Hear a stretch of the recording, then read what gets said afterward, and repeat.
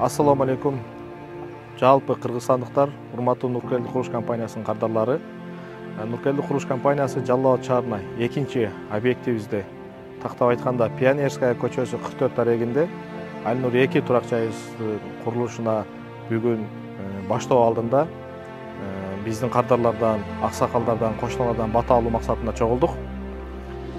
Бул объект боюнча кыскача маалымат. Жалпысынан биздин жердин аянты 65 сотик. Колдонуу максаты көп кабаттуу турак жайга өзгөрткөнбүз. Багытын курулуш иштерине керектелүүчү иш кагаздары баары толугу менен бүтүп, бүгүн котлованды баштоо алдында турабыз. А жана Б блогунун котлованды баштайбыз, Кудай буйрса. Бул объектибиз 2025 жылы 4-кварталга, декабрга тапшырабыз.